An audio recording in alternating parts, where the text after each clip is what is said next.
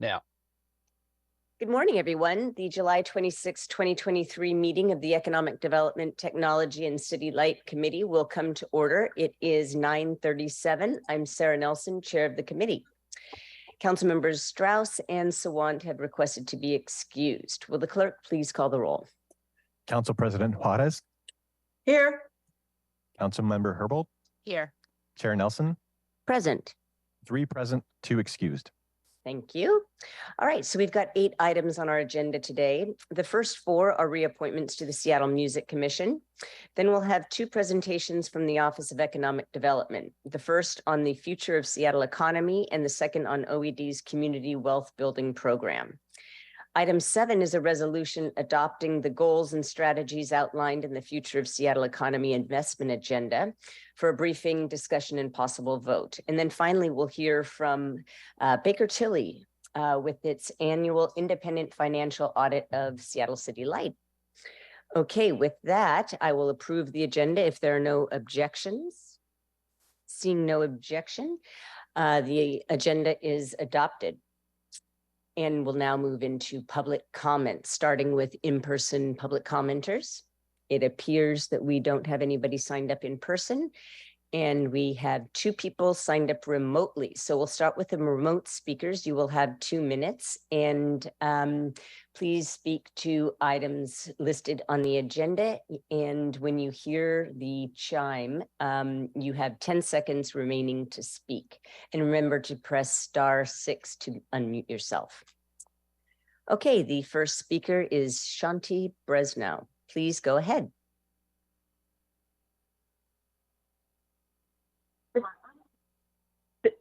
This is Shanti Bresnow, and I'm speaking to OED's Wealth Building Program. I'm sorry, can you hear me? Yes, I can hear you. Okay.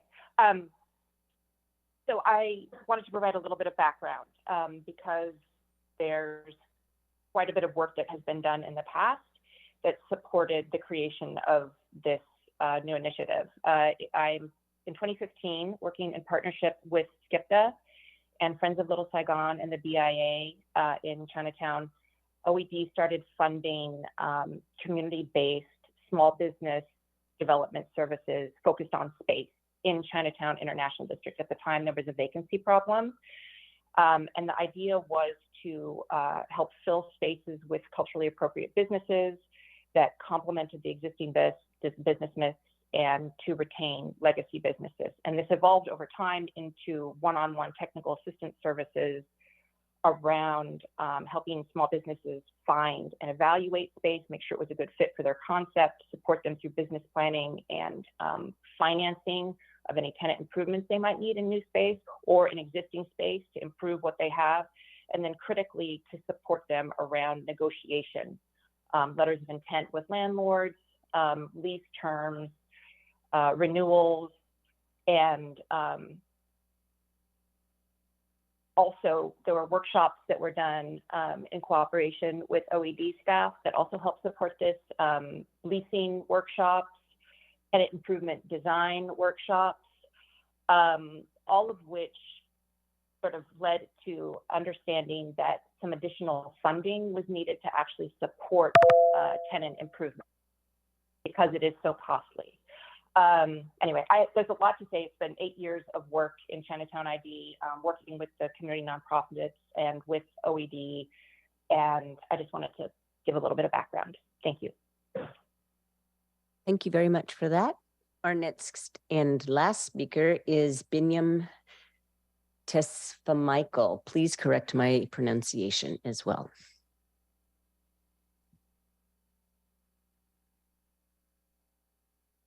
And press *6 to unmute yourself.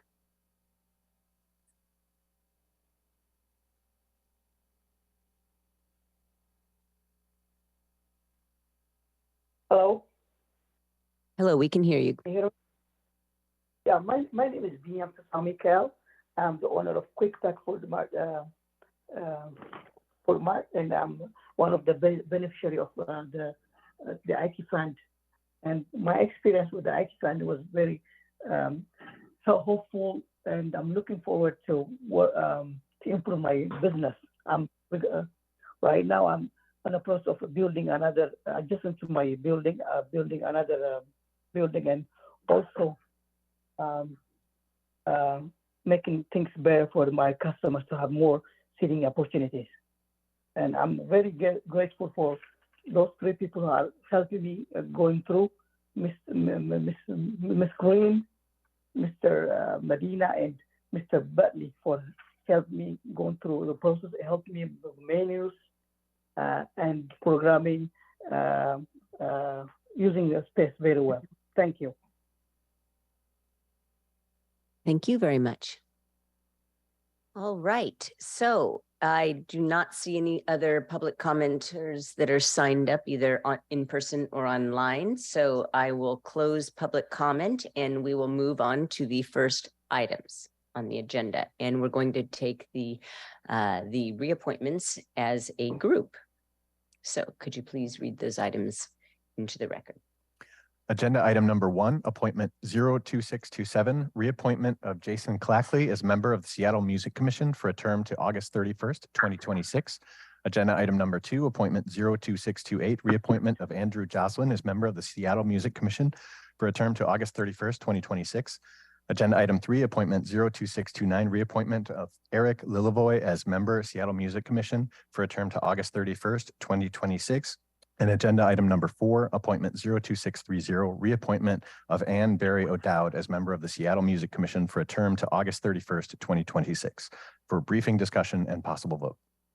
Thank you very much. So I've given a lot of love to the newly creative Seattle Film Commission this year, and the Music Commission, which was established in 2010, deserves an equal amount of appreciation and my personal gratitude, because this is the Film Commission is also a driver of economic growth and jobs, and its policy recommendations have served to strengthen Seattle's music scene, art scene, nightlife scene, and basically also, let's not forget, help keep venues and artists employed and in Seattle throughout the pandemic. So I just want to make sure that we recognize the importance of the Music Commission to Seattle's creative economy overall. So with that, I'll have Scott Fusquela talk about the Music Commission a bit more and the reappointments. Great. Thank you very much, Chair Nelson, and I appreciate the sentiments that you just provided on the Music Commission. Good morning, Chair Nelson and members of the committee. My name is Scott Pluskulek. I'm the Nightlife Business Advocate in the Office of Economic Development, and I am the administrative support for the Seattle Music Commission. As Chair Nelson noted, the Music Commission was created in 2010 and ratified by a council ordinance in 2014. The Seattle Music Commission is a group of industry and community volunteer stakeholders assembled to advise the Office of Economic Development in its advocacy for and policy related to the cities of Seattle's support and growth of the local music industry and community. The 21 seats, 11 of which are appointed by the mayor and 10 by council, represent a broad range of music industry backgrounds, from artist, venue, nonprofit, and label management to interactive media. Today, I am bringing forward 4 appointments, as noted. 2 are mayoral and 2 are council. These are currently seated commissioners who are seeking to be reappointed to a second term. And if I can, I will just do a quick overview of each of them, and I will try to take them in the order as they were listed. First of all, Jason Clackley, who is a council reappointment, originally appointed in July of 2021 to fulfill a empty seat. The reappointment will be for a full 3-year term expiring 8/26. A longtime advocate of all ages and DIY music, Jason Clackley is a youth mentor and recording and touring artist. He's helped run many all ages programs and DIY spaces, including Fusion Cafe at the downtown YMCA, Black Lodge, and Ground Zero's music program. He continues this work today as artistic director of the Vera Project, and Jason is currently the vice chair of the Music Commission. Next up is Andrew Jocelyn, who is a mayoral appointment. Andrew was originally appointed in August of 2021 to fill the remainder of a term. This reappointment again will be for a full 3-year term expiring in 8/26. Andrew is an award-winning composer, orchestrator, and violinist who has toured the world performing, co-writing, and arranging music on over 400 songs throughout his career. He currently runs his own production studio in Seattle and is a national trustee for the Pacific Northwest chapter of the Recording Academy, otherwise known as the Grammys. Third is Eric Lillevoix, who is also a council reappointment, originally appointed again in July of 2021 to fill the remainder of a term, and is reappointed for a full 3-year term expiring in 8/26. Eric is a Seattle-based record producer, engineer, mixer, musician, and songwriter who produces a wide variety of musical acts and styles and has earned substantial production, engineering, and mixing credits. Eric is also an owner of Seattle's famed London Bridge studio. And then finally, our fourth reappointment of Ann O'Dodd, also a mayoral appointment, originally appointed in August of 2021 to fill the remainder of a term, and a reappointment for a full 3-year term expiring in 8/26. Ann has been executing festivals and events in Seattle and beyond for 20 years, including a decade at the Northwest Folklife Festival, as well as Bumbershoot, Pride Fest, and Capitol Hill Block Party, among others. Ann is currently putting these skills to work in her role as the Events and Festivals Manager at Friends of the Waterfront Seattle. And that concludes my presentation. Thank you very much. So this is a 21-person commission. Correct. And it currently has no vacancies. Correct. And that is testament. First of all, thank you very much for your for shepherding the all of these appointments and making sure that the commissioners have everything they need to do their work on the commission. Basically, it's a lot of work to to administer a commission. I realize that. And we are lucky. The city of Seattle is so fortunate to have people with the caliber and talent that these commissioners have, advising the city of Seattle, giving of their time and service. And so I just wanted to note that in addition to the tidbits we learned about these folks, and I urge everybody to go ahead and read their agenda packets, because there's a lot of really interesting information in there that wasn't said. I just want to say that the individuals that are serving, thank you very much. And our art scene, our music scene, nightlife, etc., the quality of life in Seattle would not be the same without the work of the Music Commission. And before we go on to a vote, I will ask my colleagues if they have any questions. No questions, thank you. Okay, thank you. Could you please, I attended an event at the Vera Project recently that was convened by the Music Commission, in which you presented the results of a survey. Could you briefly mention what that work was before we go on to a vote? Sure.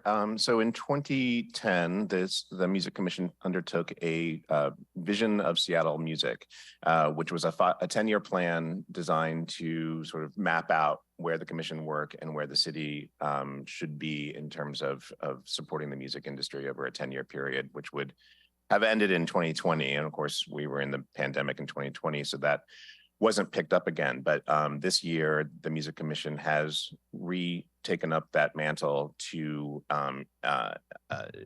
relook at the revisioning and plan for the next 5 to 10 years as well. And part of that was a survey that was done of the music industry stakeholders within Seattle to get feedback from them on where they think the industry should be and where the Music Commission and the city should be focusing their energies and work.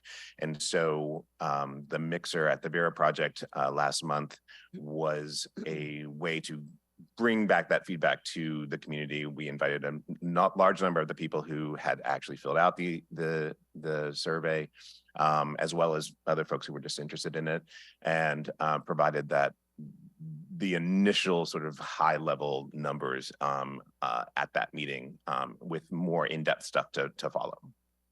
Thank you very much. And I look forward to the in-depth direction that we may receive. Right. Thank you for that. Thank you. I will now move these agenda items. I move that the committee recommends confirmation of appointments 02627, 628, 629, and 630. Is there a second? Second. Thank you. It's been moved and seconded to recommend confirmation of the appointments. Will the clerk please call the roll? Councilmember Juarez, Aye. Councilmember Herbold, Yes. Chair Nelson, Aye. 3 in favor, 0 opposed. The motion carries and the committee recommendation that appointments 02627, 628, 629, and 630 be confirmed will be forwarded to the city council for final consideration at council's meeting on Tuesday, August 1st. Will the clerk please read item 5 into the record? Agenda item number 5, Office of Economic Development, Future of Seattle Economy presentation for briefing and discussion. Thank you. And while we're waiting for folks to come up to the table, I just want to note that what we're about to hear is essentially a roadmap. I think of it as a roadmap for how the Office of Economic Development intends to advance its mission to build an inclusive economy in the city of Seattle through specific priority investments. And it's based on the Future of Seattle Economy report, the latest, the second part of it, which was released in November. And that report is the culmination of an intentional process to develop a transparent, community-informed investment agenda for OED and the city of Seattle to promote inclusive economic growth. The report is the product of a team of collaborative partners based on a structured work group process and individual consultation that included over 80 individuals representing local economic development, community-based organizations, business, philanthropy, and city and county government departments. And Director Mark McIntyre will lead us through the report, and I'm honored to welcome 2 leaders of the Future of Seattle Economy stakeholder process back to committee, Donna Moody and Aaron Goodman. So will the presenters please introduce yourselves and please include the work groups that you were parts of. Thanks, Councilmember Nelson. I'm Mark McIntyre, Director of the Office of Economic Development. Erin Goodman, Executive Director, SODO BIA, and I was on the neighborhood economic development part of it. Donna Moody, the Executive Director of the Capitol Hill Eco District and also Executive Vice President of Community Roots Housing. I own Marjorie Restaurant and was a chair of the Women and Minority Business pillar. Thank you very much. Please begin. Great. We can go to I think we can skip that slide because we just did introductions. So just this whole presentation that we're going to give you this morning, or at least our portion of it, is just a refresher on the Future of Seattle Economy project, what we did, how we got here, and the framework. The real meat of the presentation is going to come from our community wealth building team who's sitting behind me, describing that particular body of work. So this is, again, just kind of a refresher and a setup for the next presentation. As a reminder, the background, the pandemic was very difficult, particularly for small businesses, certainly disproportionately impacting certain communities and certain geographies. We feel like there's a clear moral and economic imperative to center equitable recovery, particularly looking at the racial wealth gap as we think about the future of Seattle's economy. And so the City Council did direct OED to create a plan for how we were going to make investments with these payroll expense tax dollars to help revitalize the economy and set us up for a different, more equitable, more diverse, more resilient economy in the future. Next slide, please. So this was the framework that we built to help us do that work. It starts with this idea that an inclusive economy is a more competitive and prosperous economy. So if we want a more competitive and prosperous economy, we should try to make it more inclusive. And so to do that, we wanted to make sure that we aligned around some shared priorities, not just at the city, but with our community partners, with businesses, with the whole kind of economic and workforce development ecosystem. If we have shared priorities, it makes it a lot easier to do the work, agree on the outcomes, and agree on how we're measuring progress. Then we wanted to think about what are the investments required to do that. We've listed those out in a few different forms. And then also thinking about what is the role of the city and OED within that ecosystem? How do we play an effective role to keep the work moving, but also act as a convener and a visionary? And so that then led to the purpose, which is what we're describing to you today, and it is the framework, which is a community-informed investment agenda that's going to promote inclusive economic growth in the city, the region, the state, and beyond. So the process, we did a number of things to try to reach our conclusions. One was to do a fair bit of research looking at what strategic plans were already out there, locally, regionally, and nationally to try and understand what people had already kind of thought of for how we come out of the pandemic with a new and better economy. That formed our phase one research that would then led us to developing these 5 pillars and our work groups to help design the investment agendas under each of those pillars. Each of the work groups then recommended their immediate investments that we thought would really kind of set that trajectory coming out of the pandemic, as well as a few big bets that we'd want to work on, knowing that they're kind of big, hairy, audacious goals, but we want to, if we want to design the future of Seattle's economy, we've got to take some moonshots to really, really push forward a different type of economic development.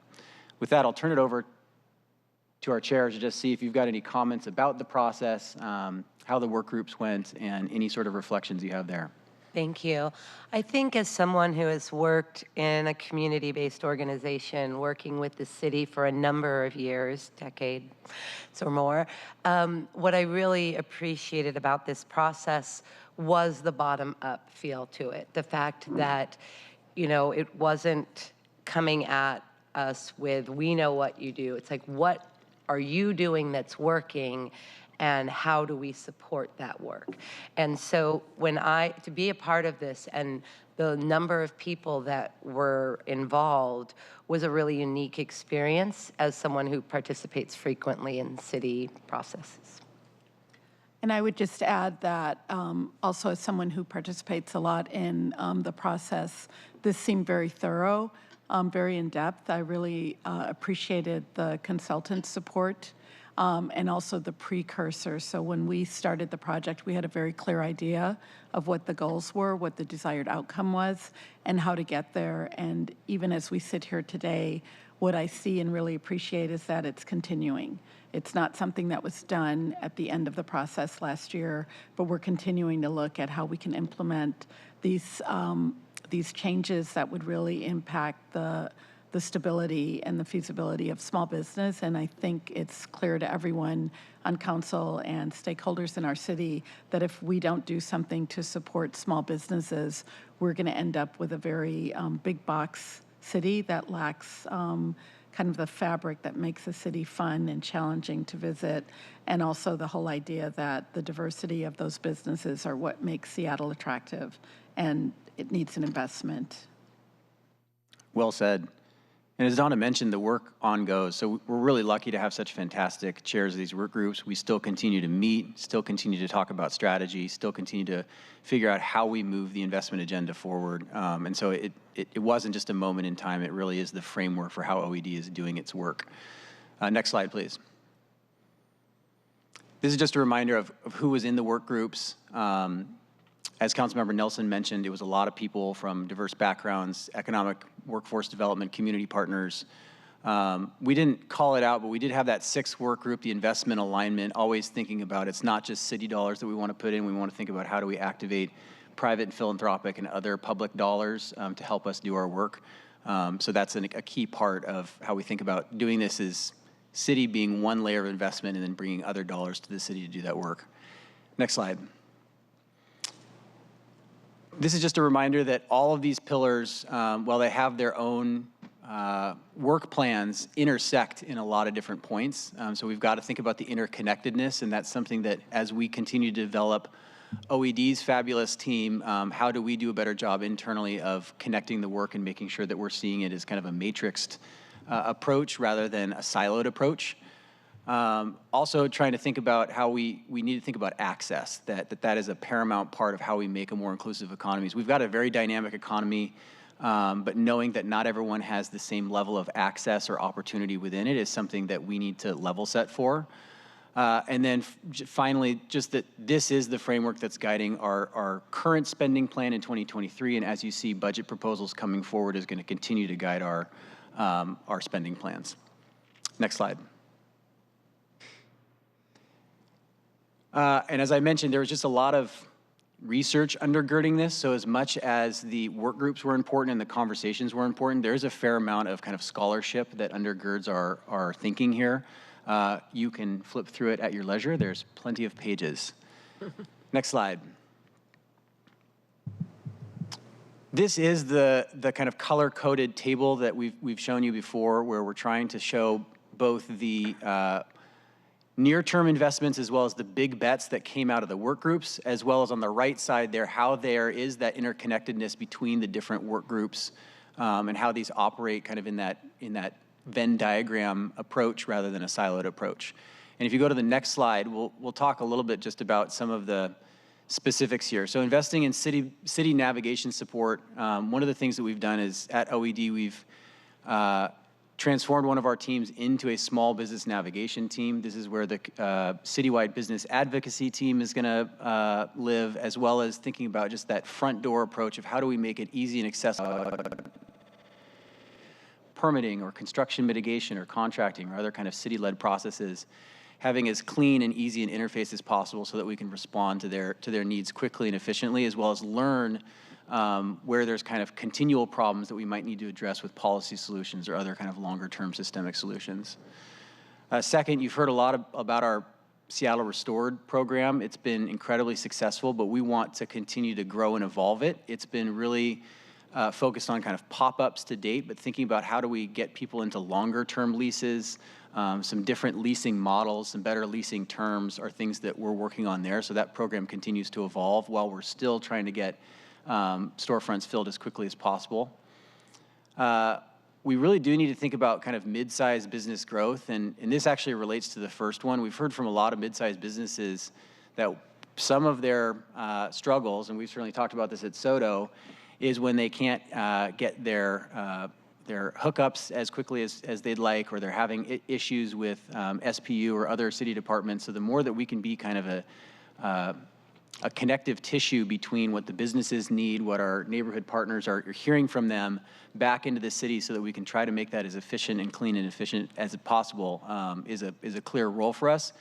But then we need to think about strategies for how do we help them grow. And a lot of what we're hearing relates to workforce. They need talent, specifically skilled talent. So again, thinking about how these things interrelate and aren't in silos. You're going to hear more about how we're creating wealth building opportunities for business owners.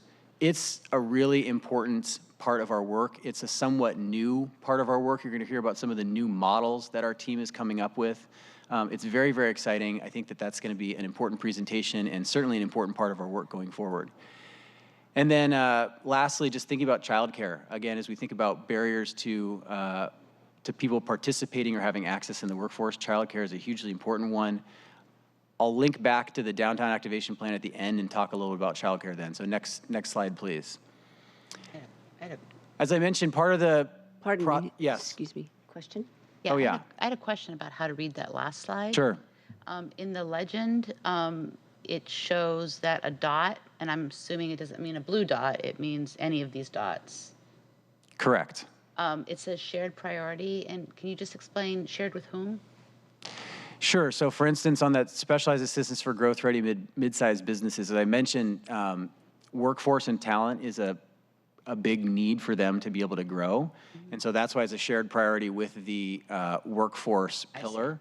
So there's a teal dot that aligns with the teal category. Correct. So it shows that it came up in both working groups. There's different levels of priorities within those working groups, but it shows that it's an area where we at OED, as well as within the ecosystem, need to be thinking about the interconnected nature of the problem.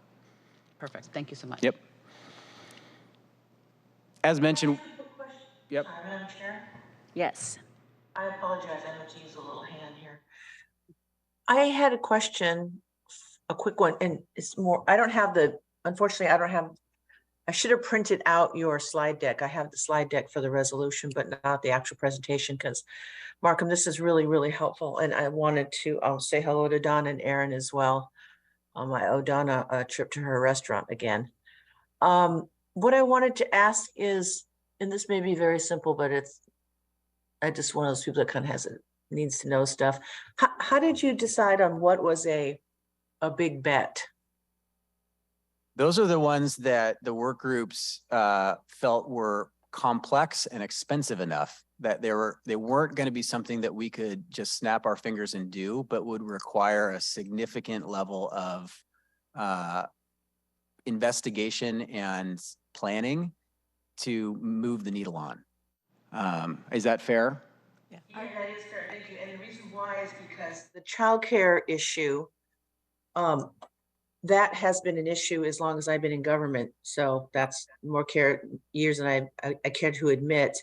And I know that we've had success with REWA in childcare and pre-K centers, but we haven't invested in the physical infrastructure as a city for mainly women to get their kids into childcare for the women workforce and for working with WIMBY. So for me anyway, for a policy perspective, I think that that's like more than a big bet. I think that that's like a priority, not a side, not quite a side issue, because that's such a barrier for small business women owners. WIMBY is childcare, and it should just be like anywhere else. It should just be like a basic, and we don't see that reflected in our policy. Actually, not just here, but across this nation. And so I'm glad to see that there. And I'm hoping that, and I'm glad you're giving it the attention, and I'm hoping that we see more of that. And I know that only 15% of the Jumpstart is dedicated to this, but hopefully we'll see more attention given to that. We actually need brick and mortar childcare centers close to employment, to light rail stations, colleges. We have one at North Seattle College, because that is very, it's more than a convenience. I think it's a necessity that people should have. So thank you. Councilman President, whereas I couldn't agree with you more as a mother who's now at the point where my youngest is going into high school, this was a reality through most of my career. I think just to clarify on the big bet, what we were told as chairs was, that things that we thought that the city could easily pick up would be the first ones, and things that might need the involvement of other city departments outside of OED or additional legislation or additional funds was how we put the big bet star on it. But I think that doesn't undermine the fact that it's extremely important to the committee. Thank you. I would add to that too, that I think it requires a collaborative belief that it's possible with effort, but that it would be a huge undertaking. And the belief would be in many ways the first stage that people determine it's worth investing the effort to get there. Thank you. Anything else you do want to add about what's in the investment agenda or the process to get there? No, I'm good for now. Thank you. Oh, okay. I'm happy to. I think what we saw, and I think this is a testament to the work OED has done over the years, was that when we spoke amongst the work groups, it wasn't a list of all new ideas. It was a combination of things that had been started in a small way through OED that the community really felt were working and needed more investment, and some things that the community brought forward. So I think that is, an ideal way to say that, OED was doing a lot of the right things, and these were some additional things the community felt needed to add to that agenda. I will just pile on and then I'll let you go on. But you mentioned something, Director, in the beginning, which I termed as we're not reinventing the wheel completely here. So you're looking at what's already happening, what strategic plans have we already endorsed. All that whole process was really important because we didn't put a bunch of people in a room and tell them to just draw up a wish list. This was very intentional process in trying to figure out how we can leverage the knowledge and expertise of the work group members to really put forward a coherent plan. Go on. Yeah, I think that's spot on. Part of the work is fighting against fragmentation. Like the more boutique programs that we kind of throw up there, the less we can spend on scaling for impact. And that's really what we want to do, is scale for impact. Which leads us to this next slide, which is just clarifying, as part of one of the outcomes was to clarify OED's role. And so these are the three buckets that really came forward, which is responding and implementing to businesses that have an immediate need, that are in some sort of emergency or crisis moment, to organize and build. So thinking about how are we analyzing the entire ecosystem and landscape, and where are we identifying gaps or opportunities where we can really provide a clear and comprehensive wraparound support for businesses and workers. And then the most interesting one was this call for the city to have a real vision about the future of Seattle's economy and how we transform it. And that gets to some of those big bets, some of those things that have either been sticking points for a while or are real clear opportunities where if we make investments and play our role, we can make a difference in the future of Seattle's economy. And then lastly, just making sure that all the while we're supporting leadership of other departments, of our community partners, making sure that we've got a good culture within the economic development ecosystem, not just kind of a tactical list. So that's close to the end of the presentation. I did just want to mention, we've talked a lot about, and you've hopefully seen the news about the mayor's downtown activation plan. OED was leading the development of that with a number of other city departments. All the while, we wanted to make sure that that downtown activation plan fit within the framework of the Future of Seattle Economy framework. So it wasn't a separate thing. So a lot of the things that OED is being asked to do within the downtown activation plan are very consistent with what we outlined in the Future of Seattle Economy project. So I'm pleased that it's not two separate things, but it's a well-integrated set of priorities. And again, this is how we use the framework. It's a great example of how we use the framework going forward, is we operate within it, even when we're given kind of different charges from the mayor's office or others. We always want to make sure that it's consistent with what our community partners have asked us to do. So you can see a short list here of some of the things that are within the downtown activation plan that come into OED that are highly consistent with FSC. And the last one I'll note, because Councilmember Juarez brought it up, is we are incentivizing the development of educational and child care facilities in these new upzoned areas in downtown. So that's one way we can use land use policy to help increase the capacity of childcare, especially downtown, so close to job centers, close to transit centers, which is really where we want to see it happen. And also where space is more expensive. That's true. So it's important to do that. It is. With that, anything that either of you would like to mention as we close out? You know, one thing that I would just add is that, to me, a lot of this work has asked for collaboration between departments, and I think that's when the city shines and is the most successful. The idea of the Department of Neighborhoods benefiting from a program that's run through OED, from OPCD, the Office of Environmental Sustainability, when they are all working together to create an active neighborhood, an active retail corridor, I think that's when we see the best results. And in that action, we're also supporting small business. And so the end winner is the city and its residents and people who visit the city because of what they're able to see. And I just think that we're on the right track. And there's so much collaborative effort to make this a win that I just really see this as one of the most successful attempts I've seen during a lot of my volunteer time. I'm really impressed with the work that Markham and his team have done and how inclusive it's been of other departments. You mentioned the interdepartmental work, and that's where the city shines. I will note also that that's sometimes where things fall through the cracks. And so I have a couple comments and questions about direct services, but I'll allow you to ask a question first. Thank you. I have two, and I'm happy to just take one right now and hold the other one, however you want to do it.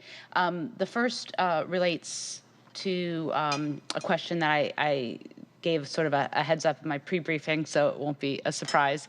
But it relates specifically to the composition of the work group. I know folks at the table have heard me long talk about my interest in the creative economy. As we know, the creative economy had the highest percentage of employment loss of any sector, 55%, according to Washington State's employment security data.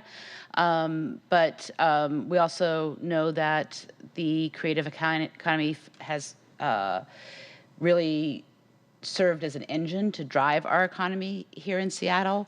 In Seattle, the creative economy is 18% of our gross regional product compared to 4% nationally.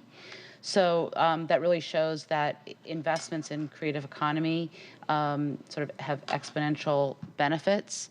The influence of the creative economy on Seattle's economic vitality is more than 4 times higher than the rest of the country.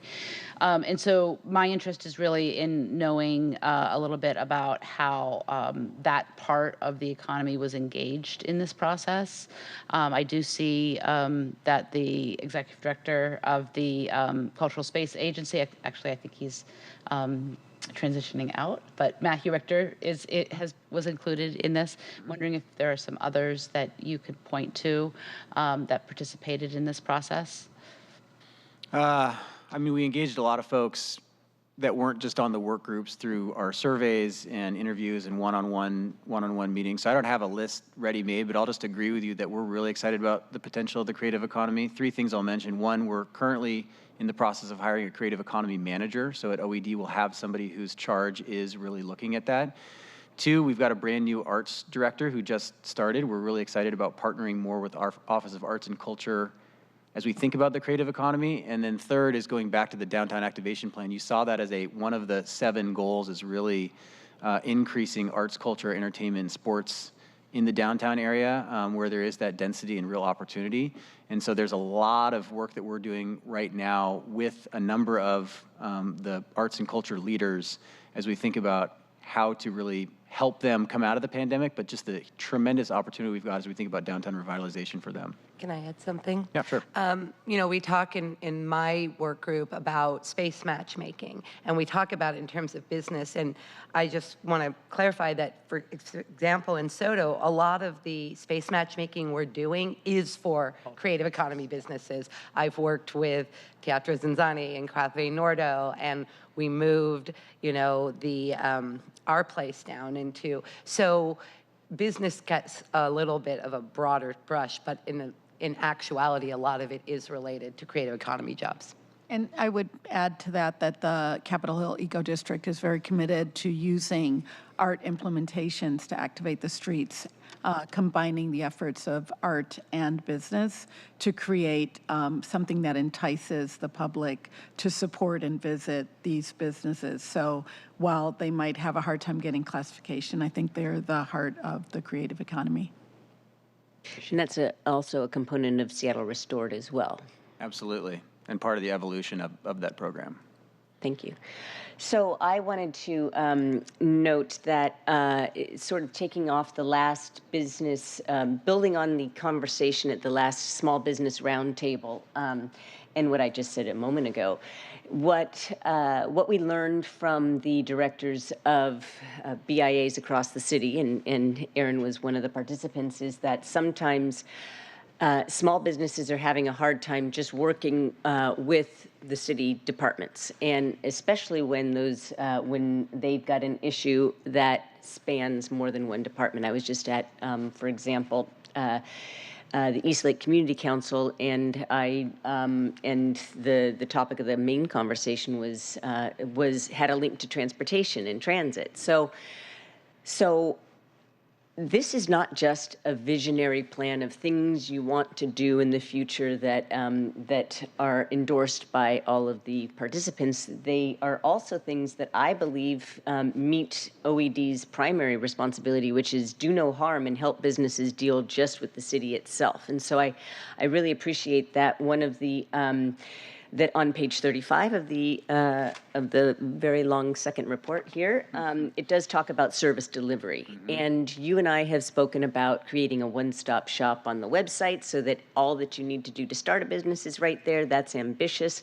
You mentioned the team that will help businesses negotiate cross-departmentally. And so could you just, one of the service deliveries that you mentioned a couple times in here is city navigation. Is that what you're talking about when you talk about city navigation? And can you add some detail about that? Yeah, so there's really 2 kind of core components. One is the inside the city infrastructure, which is some of what you're mentioning about relationships and structures and systems to communicate and coordinate between the departments. So the citywide business advocacy team is one way of doing that, of kind of triaging problems with decision makers of other departments in real time. So there's the internal city kind of infrastructure and relationship building that OED needs to work on, and then there's the external facing kind of front door that businesses use to access those services. We know that businesses don't speak city speak. Sometimes it's just either an actual language barrier or just a jargon barrier. And so we've got to present a front door, whether it's on the website or through our customer service, speaking in a way that the businesses are going to understand and it's going to be culturally appropriate for them to access those services. So those are really the two things that we're working on, is building that city infrastructure to triage and solve some of those problems. And then what's our external face, and how are we making sure that it's accessible to the business owners within the city? And then there's also the element of building up neighborhood business district capacity and bringing in, because, I'm often asked when I'm out in the neighborhood, do I work for the city? And I said, no, I don't work for the city. I help people work with the city. And so that's where you see this layering on of this plan. So building that expertise within the Office of Economic Development, but also building out the capacity within neighborhood business districts, whether they are a BAIA or not, to be able to self-help as well, to provide that bridge between the cities. So that is the layering on that we see in this plan. Right, and we can't depend on the work of the BIAs to do that job for us. And I know that you mentioned matchmaking, so helping businesses find spaces. And so I always say that you don't provide supplemental, but BIAs provide essential services, and we need to make sure that we're doing everything that we can to provide some of those basics ourselves. I saw you nodding, Donna. Did you want to? Okay. I'm in full agreement. Right. As a small business owner, you know what I'm talking about. And that's something that I realized, taking a break from city policy to start a business and then coming back, it does focus one's attention on the needs. So I really appreciate that you're going forward. And I did promise the BIA directors last time that I would mention that you are rebuilding this team, and some of the things that they mentioned was permitting and garbage pickup, especially in neighborhoods where there's a high concentration of food and drink establishments and not a lot of, I was going to say modern infrastructure, but everything goes in the alley, and that's a problem. So more on that later. But that's an example of what we're talking about. Go ahead. What were you going to say? I was just going to add on those two, plus construction mitigation when there's a construction project happening in front of storefronts, and then city contracting are some other issues that we hear a lot about. So those four, I'd say, were pretty good issues. I would just reiterate on construction. I've had so many people ask me how it was possible to remain in business over the last year with what's happening with the Madison Rapid Ride Route. Oh, yes. I mean, it literally has concentrated all the businesses to be surrounded by construction. And, just the idea of being aware of that and figuring out how to navigate that and allowing people to know who they can, reach out to get some kind of response or answer. Yes. That's another big bet, figuring out how to make sure that businesses don't go under during major road projects. I would put that on the list if I were part of that thing. Anyway, so is that a new hand, Councilmember Herbold? It is. It was my second question. Sorry. So my understanding is that the intent of this work was meant to guide OED's Jumpstart funding. 15% of the Jumpstart funding that council designated for OED's use. Can you share approximately what percentage of OED's funding comes from Jumpstart? And given that this, as I understand it, is not necessarily a framework for OED as a whole, but for the Jumpstart funding investments, I'm just wondering, do you have a similar framework for work that's not funded by Jumpstart? So this is the framework that OED is operating on for the entire department. Okay, but I thought wasn't the request specifically about Yes, but for investments? what's outlined for these investments is what our economy, what the future of Seattle's economy needs. So this is generally the framework that OED is using for all of our work. Jumpstart accounts, as you know, the payroll expense tax is a little bit of a moving target. So, but in our current budget, it's about half of our budget. Yeah. All right, so in asking for a framework for the Jumpstart investments, you're just using that framework for the entire departments?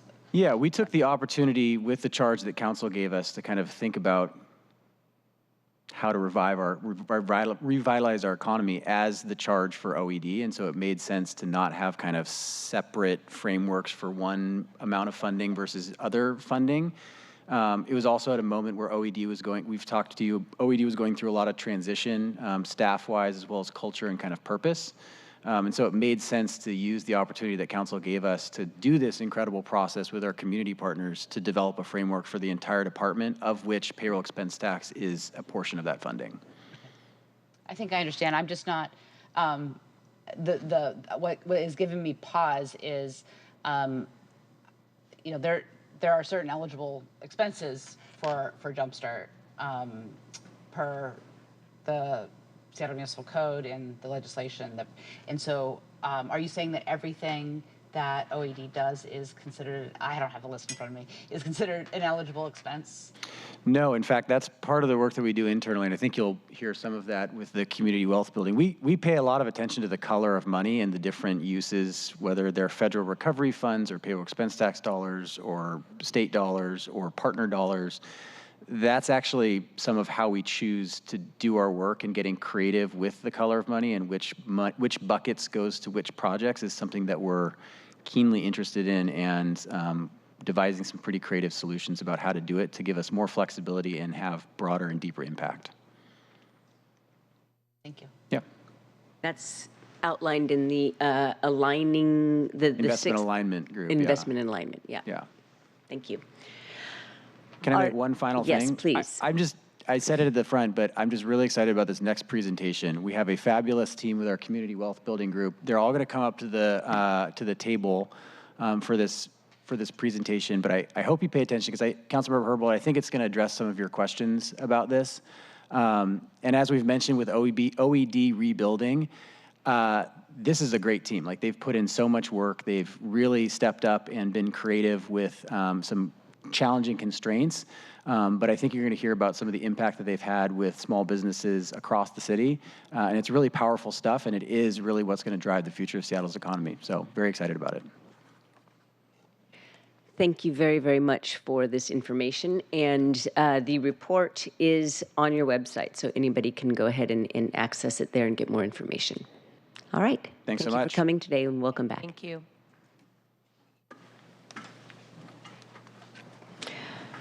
All right. Would the clerk please read the next item into the record? Agenda item number 6, OED Community Wealth Building Program presentation for briefing and discussion. And we are waiting for folks to come to the table. And I was just going to introduce this in the same way that Director McIntyre just outlined, which is that this is this next presentation is a bridge from the last presentation, which is a little bit forward thinking. This one zeroes in on one of the 5 pillars of the future of Seattle economy, which is building BIPOC community wealth, formerly called asset ownership, and the ongoing work that OED is doing right now to realize those goals. So, with that, would the presenters please introduce yourselves? Thank you. Good morning. My name is Heidi Hall, and I manage our community wealth building team. Do you want us to introduce all now together, or as we speak? Yeah, just say your names, go around the table. Good morning. My name is Shara Amlag. I'm the Commercial Affordability and Real Estate Advisor. Hi, my name is Agraj Dangal, and I'm the Capital Access and Finance Advisor. My name is Michelle Pollard. I own MLK Commissary Kitchen and some other small businesses in the Seattle area. Hi, I'm Selwyn Green. I'm a Community Development Specialist. Hi, good morning. My name is Sonia Lena Benoharm. I'm a business owner of La Union Studio. Good morning. My name is Sergio Max Lagon Talamoni, and I am an architect by trade, and I run a small business with my partner Sonia here. I'm Robin Duckett, and I am a community development specialist. Hi, everybody. I'm Jen Sharoni, also community development specialist. Thank you very much. All right. Thank you. Welcome. So thank you, Councilmember Nelson and members of the committee. Thanks for inviting us here today to talk about our community wealth building strategies. So this work reflects ongoing engagement and partnership with community stakeholders, and it has been noted it falls under the Building Community Wealth pillar for the future of Seattle economy, which we just discussed. So some of the challenges we're addressing through this work are rising commercial rents, which are displacing many community businesses. And in addition to the loss of that personal business owner's income, this can also mean the loss of treasured neighborhood businesses, community stories, services, and goods that serve that community. So it has a lot of impact on our neighborhoods. Also, pre-existing inequities, Markham mentioned this, have been compounded by the economic crisis brought on by the pandemic. Many businesses have yet to recover, and we know that this recovery has been uneven. And then finally, racial wealth gaps translate to business ownership. And so racial wealth gaps and systemic barriers in access to capital make it harder to start and scale businesses owned by people of color. National data has shown that white-owned entrepreneurs start their businesses with 3 times as much capital as Black-owned businesses. And we know that capital is the lifeblood of entrepreneurship. Next slide. So we're working to close racial wealth gaps and interrupt displacement through economic development strategies rooted in community wealth building. So this approach to economic development keeps wealth in our communities with an emphasis on economic justice, shared wealth, and ownership. And so we're also working with our colleagues on the Generational Wealth Initiative to explore a community wealth building framework for the city. And we see business ownership as a really important path to generational wealth building, particularly in our BIPOC and immigrant communities. And so we're doing this through several key strategies. One, commercial affordability and ownership to help businesses stay in their neighborhoods or come back to neighborhoods. Access to affordable capital to help to support business ownership and growth.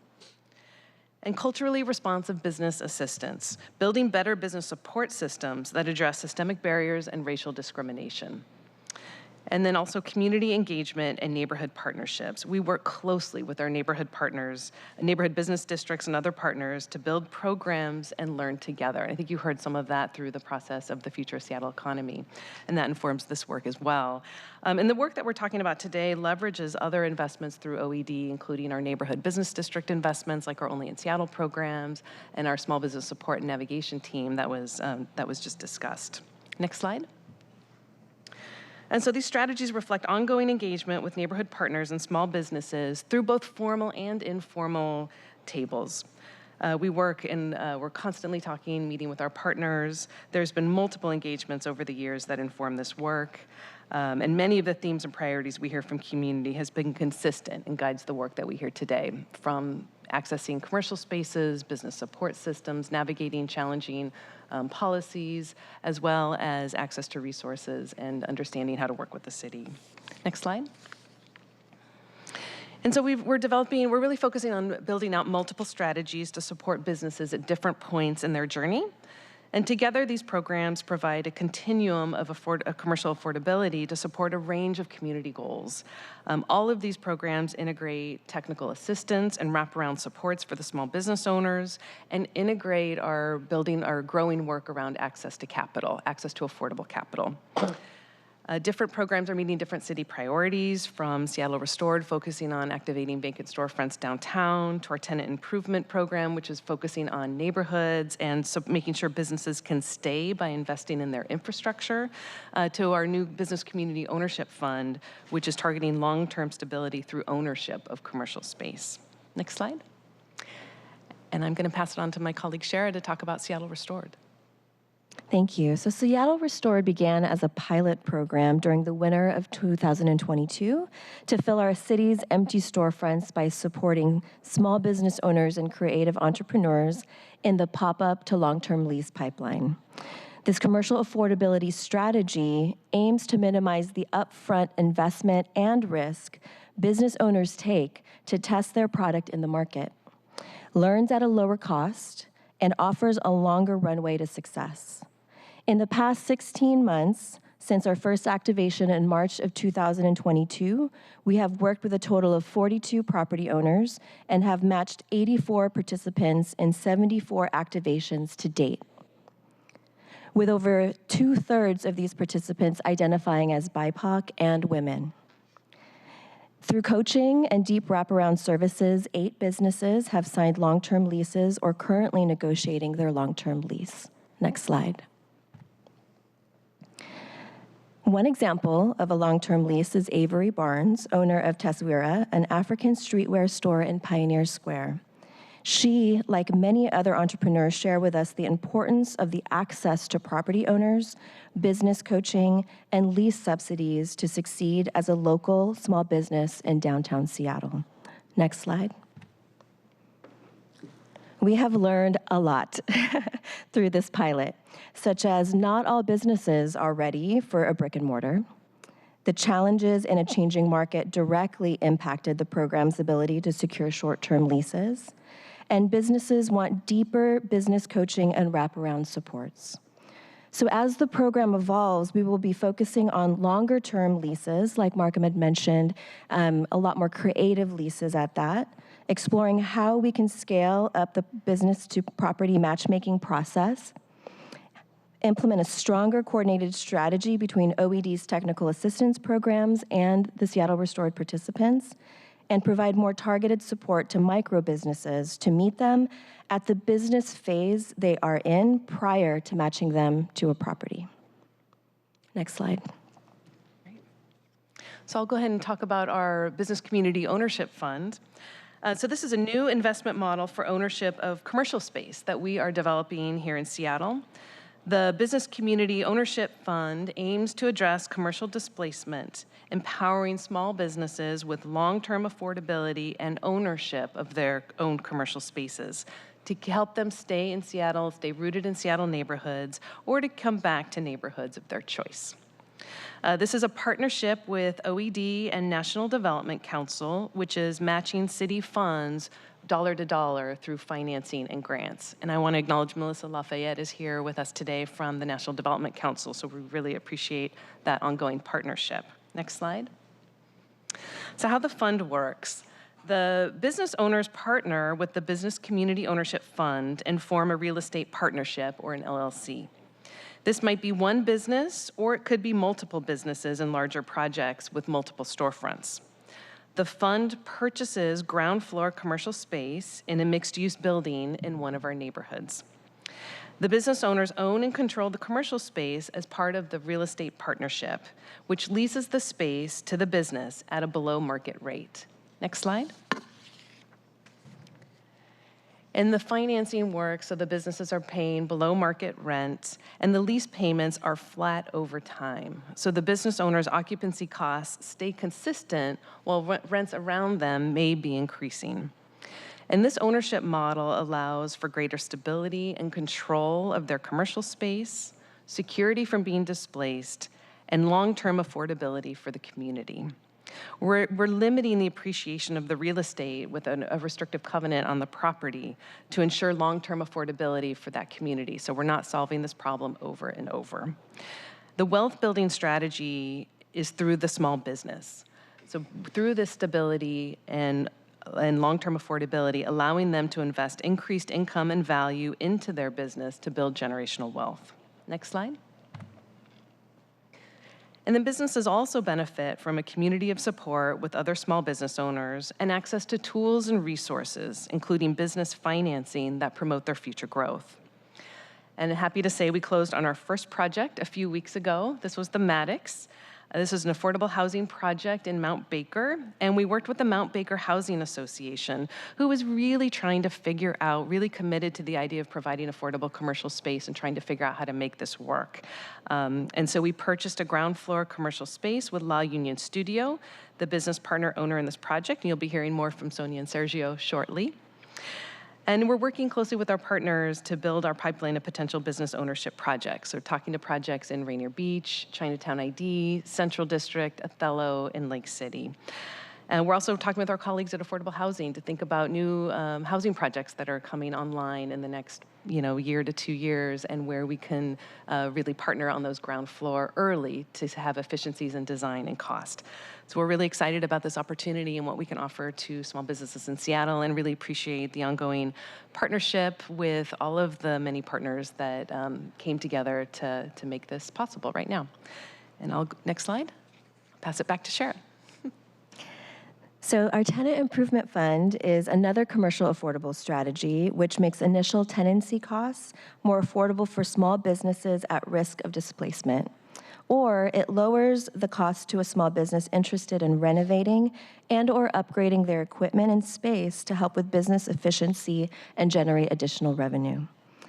We scaled up our Tenant Improvement Fund in the summer of 2022 and received 507 applications, representing a total of $37 million in total requests.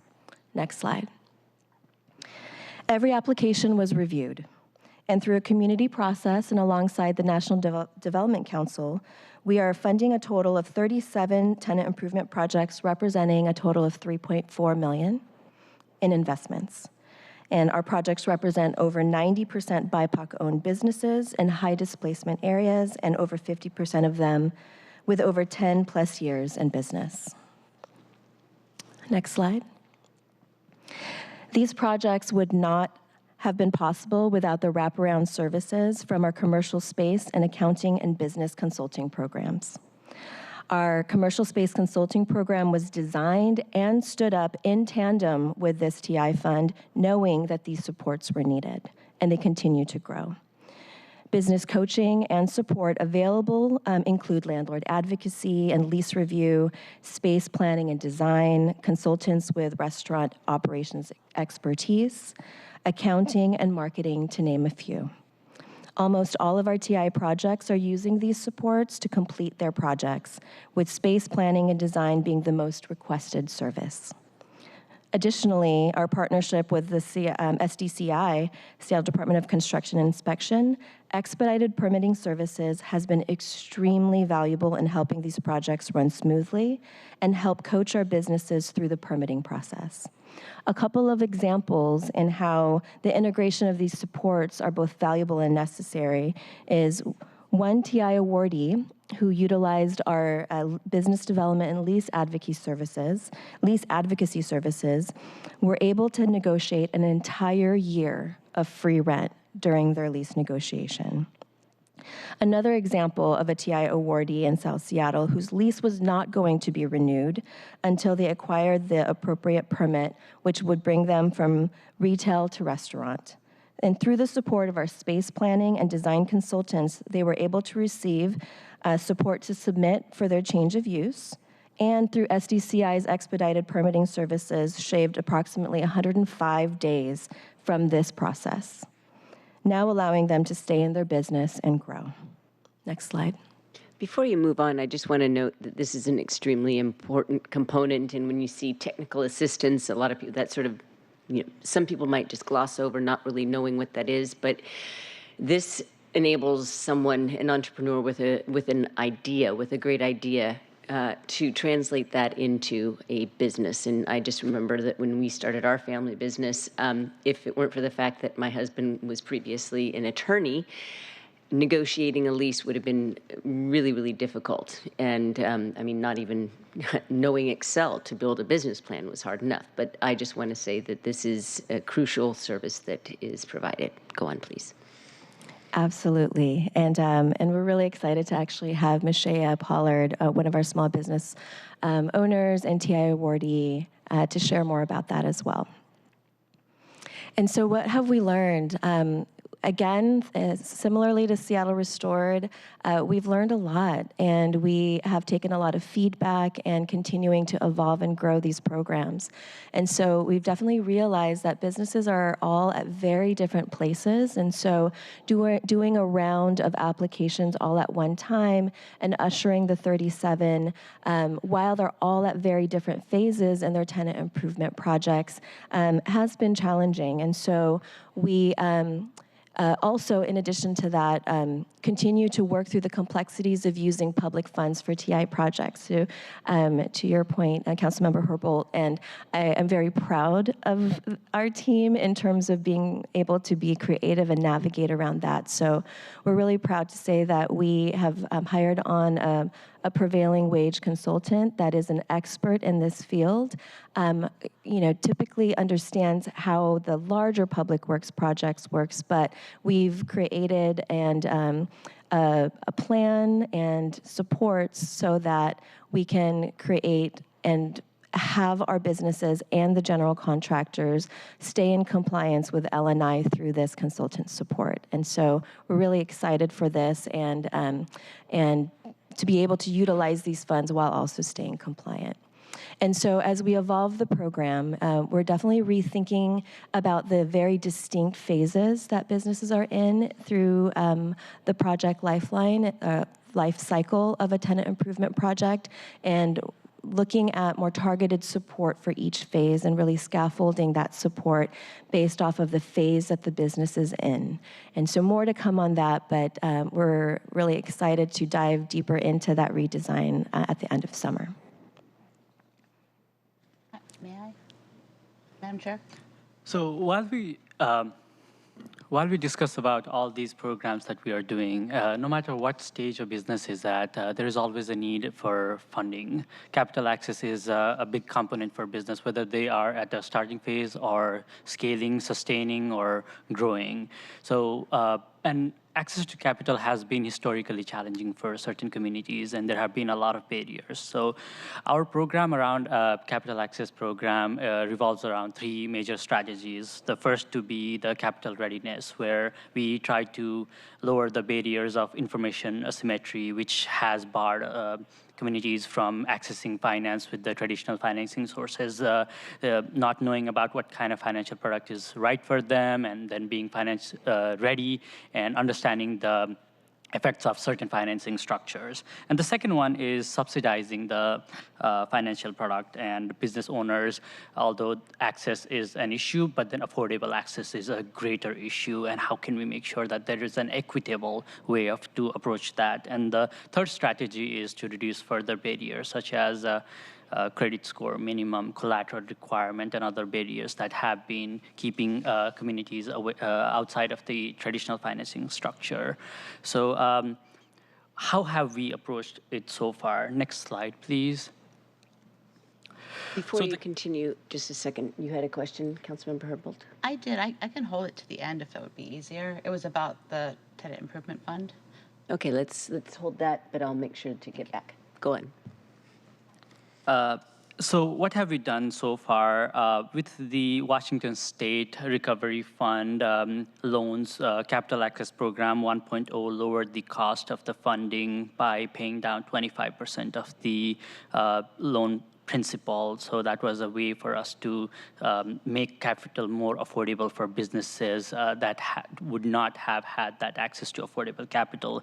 A part of that program, 295 business owners received an award of totaling up to $6.9 million, and that helped us leverage 27.8 million in total loan funds in the city of Seattle, out of which 56% were BIPOC-owned businesses and 52% were women-owned businesses. And we also tried to find ways to make these programs better by involving in user experience researches and understanding the perspective of lenders and the service providers along with the business owners. And that brings us to the next capital access program. What does it look like? And we'll be talking about in the next slide, where we have learned about the communication, and there are gaps when we work with partners in the capital access program, because OED in itself does not run all the programs, and we partner with local institutions, financial institutions, community-based organizations, and businesses need to understand the financial product. Just because there is a financial product available, that might not be right. The business might not be at the right stage for the loan or any other capital program. So a robust loan readiness program is a big component in that. And evolving the program would involve expanding the loan readiness support that enables businesses to learn more about the financial product and how can we make sure that capital is furthermore affordable? So capital pay down strategies and supporting more culturally relevant, not just the language, lowering the language barriers by partnering with organizations, but also we talked about all the jargons that financial institutions use. So how do we make sure that the businesses and the lenders speak the same language? How can we mitigate and bridge that gap? And also explore new strategies that have not existed, and then work with local financial institutions to mitigate those barriers and understand what the real need is. So we are accompanied here by three business owners. I'll start with Michelle Pollard with MLK Commissary. Michelle is a longtime business owner and who's born and raised in Seattle. Michelle is a proud owner of MLK Commissary. And following her, we have Sonia Lin and Sergio Max, who are the founders of La Union Studio, which is a full-service architectural and interior design studio based in Seattle, Washington. We'll start with Michelle. Thank you. So my name is Michelle. I own MLK Commissary Kitchen, which is meant to house anywhere between 24 and 28 small business restaurant concepts in the south end of Seattle. And it's meant to incubate those businesses and provide options in the inner city that would like mimic a mall and maintain culture through cuisine in Seattle. When we talk about system change for demographics with significantly less access and tearing down system barriers, we are actually talking about high-level support, and this is grossly undervalued. For example, my expertise in food trucking and restaurant operations and managing personnel and the like, that's where it ends. It ends right there.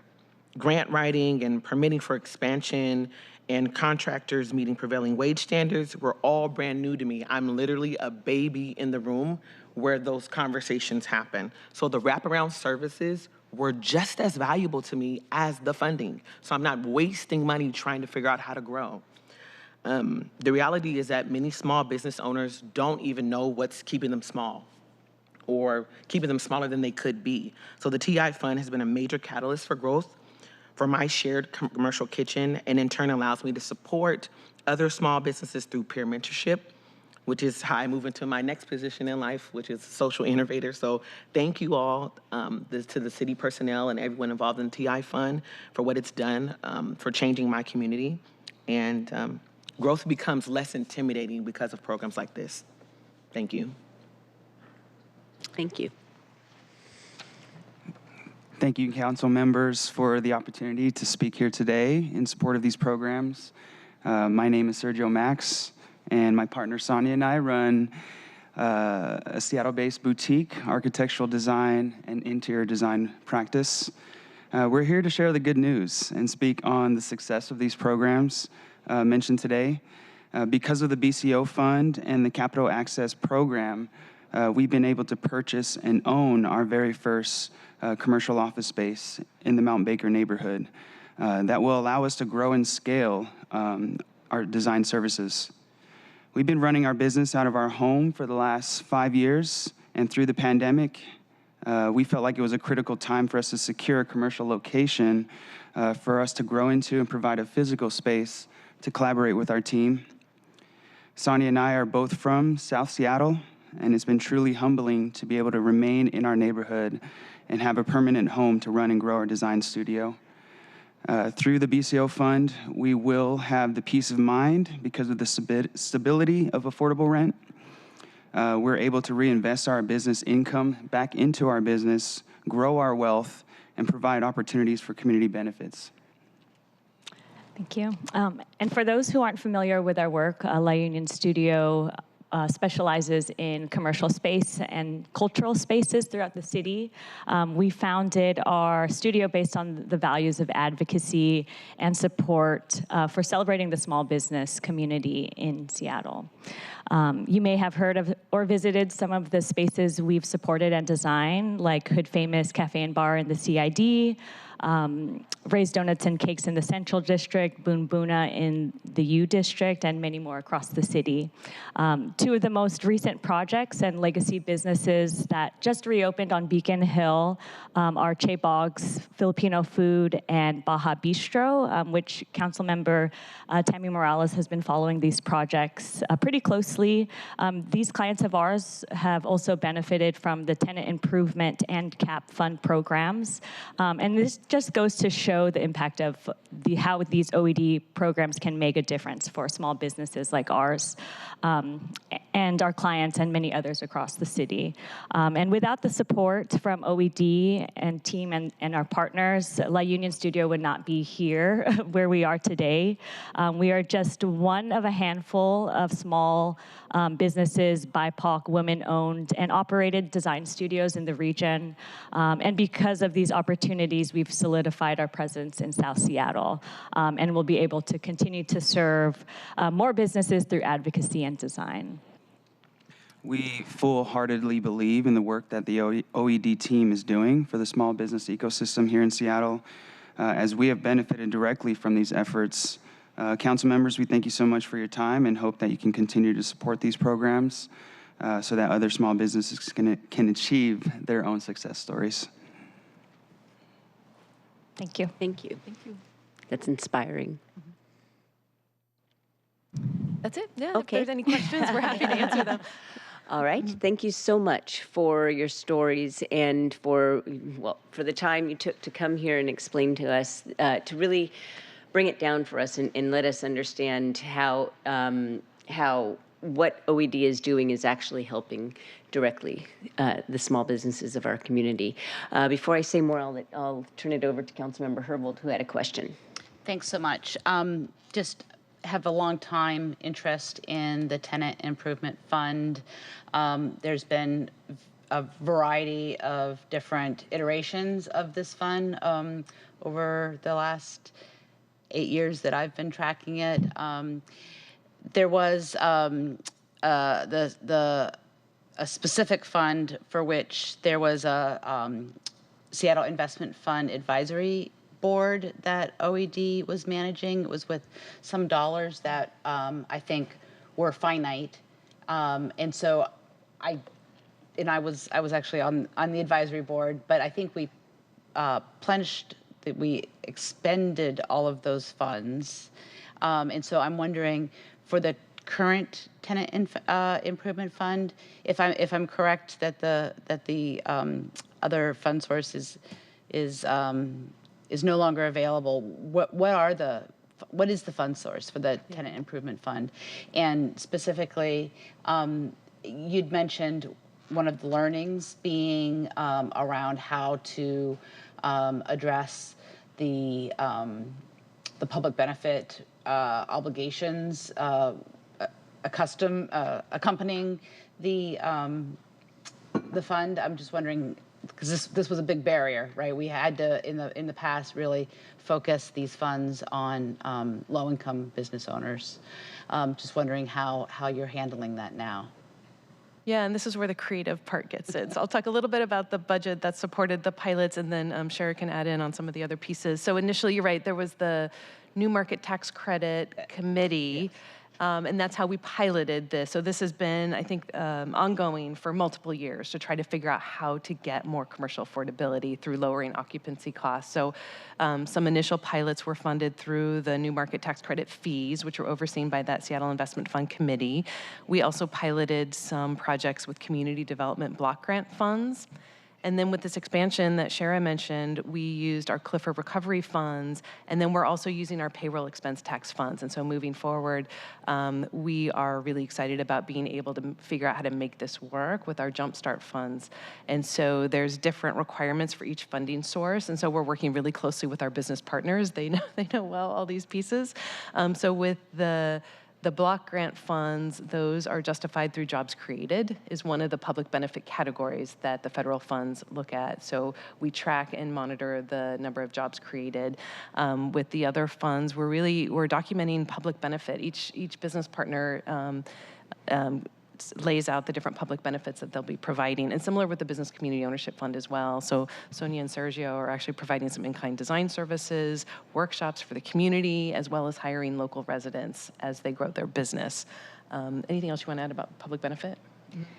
Yeah, I think what's been really exciting and fun about the process, because it has been challenging, is really trying to think through what are the amazing, these business owners are already doing so much. So, and I think they were chosen for a reason. So the public benefit didn't really come as challenging, and it was really exciting to see and hear as we asked, what do you do for community? What can your business give back? And so every single TI project that falls under the payroll expense tax is being funded by PET has gone through those questions and conversations with businesses. So in addition to jobs created, an example of a project that we're working on on Delridge is a daycare they're building out, and they are really, really interested in figuring out how to continue to provide scholarships and tuition subsidies on top of their mentorship that they're doing. And so we found that it's actually not that challenging to find the public benefit as long as, we're really able to select those businesses that really truly are businesses that are doing community benefit. And so that's just an example. And we have colleagues here too that have been undergoing those conversations if you're interested in sharing some of the public benefit. Thanks. It sounds like it's more just learning how to quantify and talk about things that are already being done. Yeah, and I should acknowledge too, our city attorney's office has been a really great partner as we've been working out through the Business Community Ownership Fund and trying to figure out how to document this and the right way to report it and all that. So it's been a good collaboration. That's great. And then the future and active projects map, what period of time does that cover? Is it the Business Community Ownership Fund? I think this is the commercial affordability slide. It shows a number of Seattle Restored projects, tenant improvement fund projects, and business. So that's community as of now. Those are our current investments that have been funded. Okay. From when did Seattle Restored start? 2022? 2022, winter. So 2022, 2023. Great. Thank you.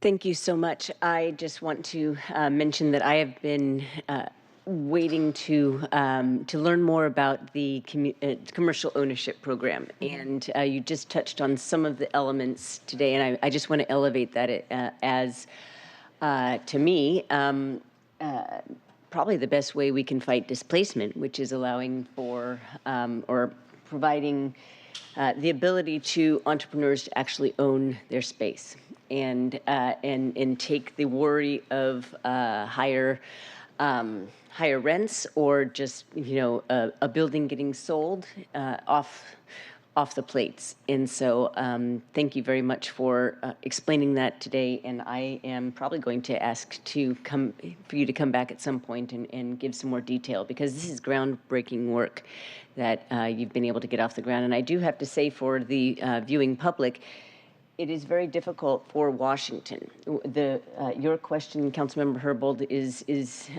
driven in part by the fact that our Constitution prohibits the gifting of public funds to a business owner, to a person, whatever. So there are, and so public benefit has to be demonstrated, quantified, et cetera. And so you can't just give a business owner $2 million for them to buy their space. And so we're thinking creatively about how to do that. And so thank you very much for the launch of this program and good work on that in one segment. I've heard about the other programs before quite often, but I just wanted to elevate that one. And can I just say too, I just want to acknowledge just the hard work of all this team around the table and our folks that aren't here today. It's just, we have been learning and doing new programs on the fly. Folks have been just picking things up and doing whatever it takes to get these programs off the ground. So just did want to acknowledge all the hard work from the team, the community wealth building team. Yeah, and this is real money in your hands. This is direct aid.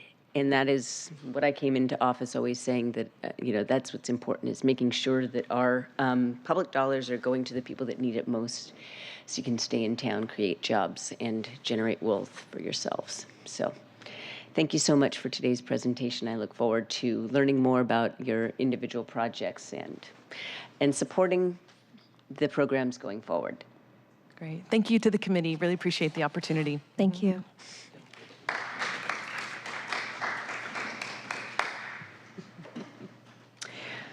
All right, as noted, while we're waiting for for everybody to come up, as has been touched on already, the Jumpstart Fund the spending plan for Jumpstart allocates 15% of the revenue for economic revitalization, and so this resolution is a way to what I intended with this resolution was to endorse OED's priorities for those dollars, which have been defined by the Future of Seattle Economy Report and work group process. And so Jasmine is going to, from Central Staff, you'll introduce yourself in a second, go through the components of this resolution, but it is intended as a sort of a not necessarily a preview, but we're setting the stage for the budget discussions that are coming forward, so that my colleagues and the public are clear that there is a rationale behind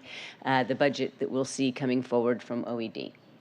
With that, I will ask you to read the next item into the agenda, and we'll go forward. Agenda item number 7, Resolution 32099, a resolution establishing the shared city and community goals and strategies of the future of the Seattle Economy Investment Agenda as city policy and a critical foundation for economic development work in Seattle. For briefing, discussion, and possible vote.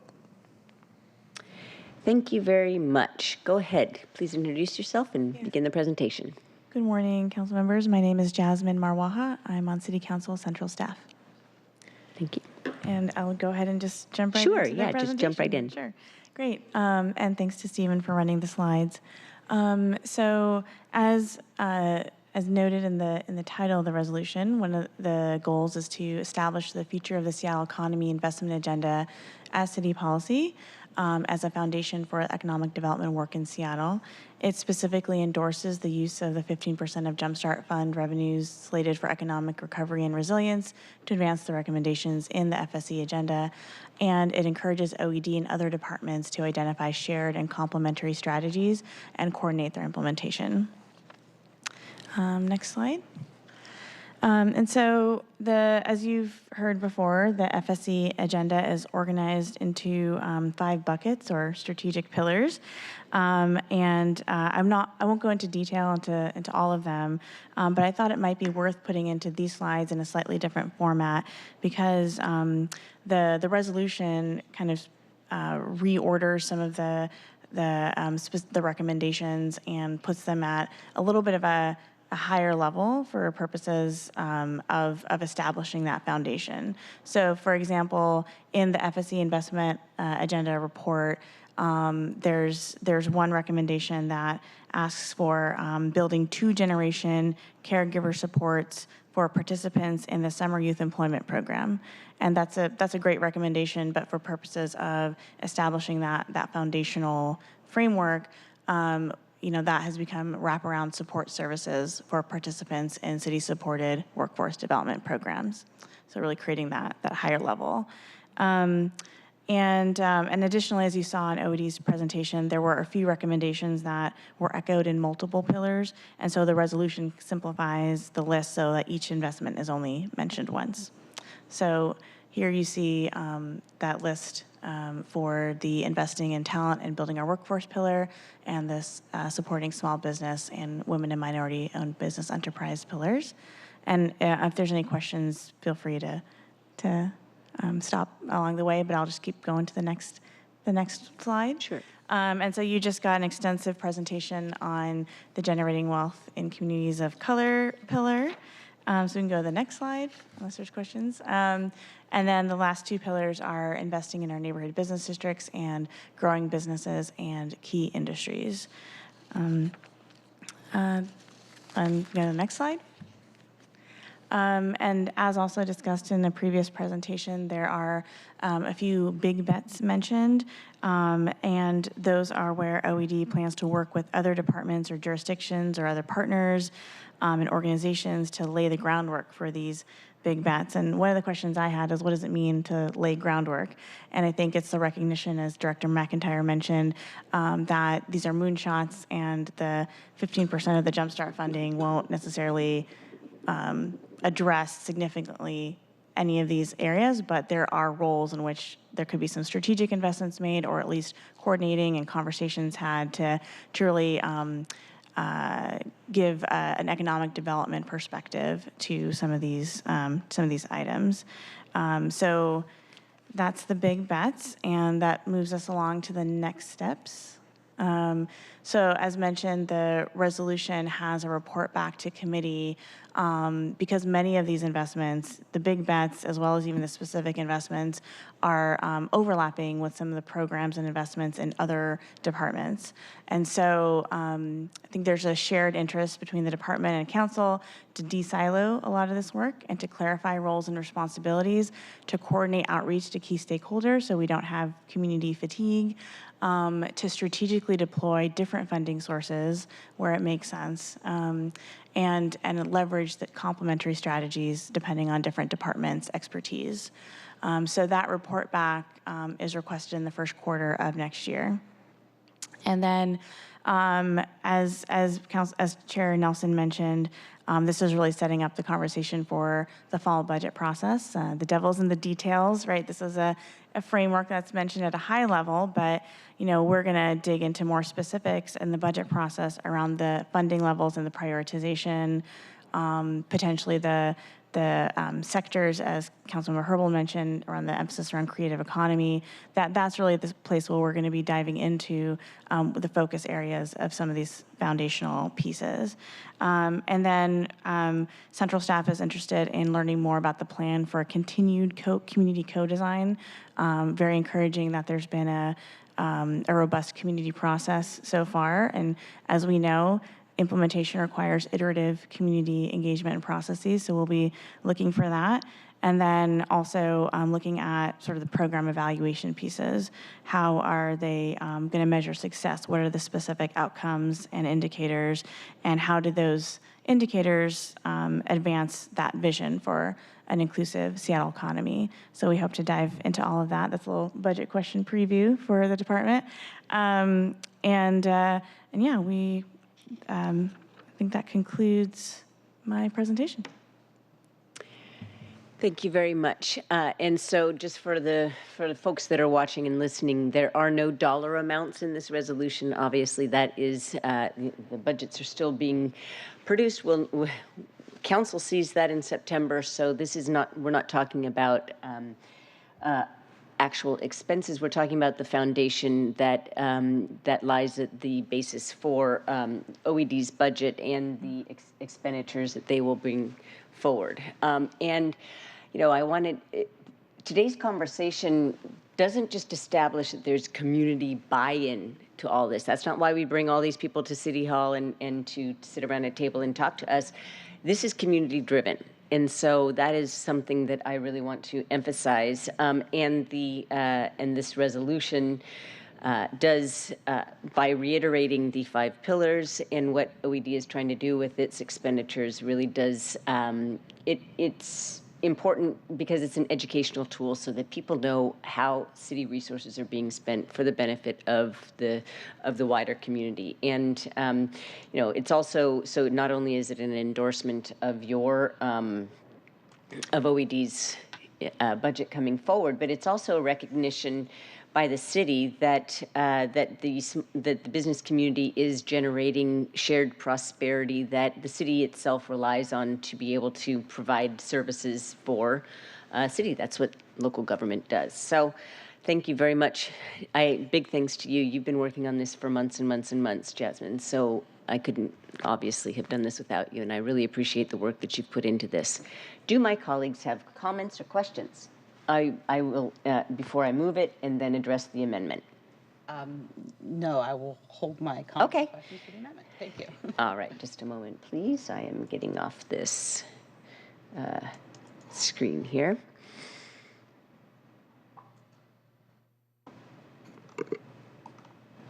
If there are no further questions or comments or anything like that, I will say this thing here. Just a moment.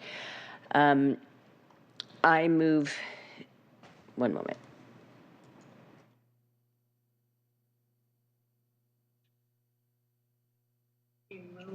Yeah, I move this. I did not put this in my script. I move resolution 4 for the committee to consider the recommendation that this pass full council, and that is my motion. Second. That is my very sloppy motion. I'm sorry, everybody. Yeah, resolution 32099. Thank you very much. It's almost, yes. So in any case, we do have an amendment, and I will go forward and ask you to move that amendment and Absolutely. then talk about it. So much. I move to amend Resolution 32099 as presented in Amendment 1, which was also recently distributed. Thank you very much. Thank you. Second. It's been moved and seconded. Let's go ahead and discuss the amendment. Very appreciative of the opportunity to discuss this amendment that was distributed by my office yesterday at around 6 o'clock. Committee members saw it. Appreciate Jasmine Maraha for drafting it very quickly yesterday afternoon after receiving my pre-briefing from the Office of Economic Development on the content of the resolution and the presentation today. This amendment just simply adds the Office of Housing and the Office of Arts and Culture to the list of departments that the council is requesting that OED work with on its future of Seattle's economy investment agenda. In this committee meeting and many others over the years, I've spoken to the importance of including artists, the creative economy among the key industries for the city of Seattle. The Office of Economic Development's own work product shows that our economic vitality is unusually driven by creative industries.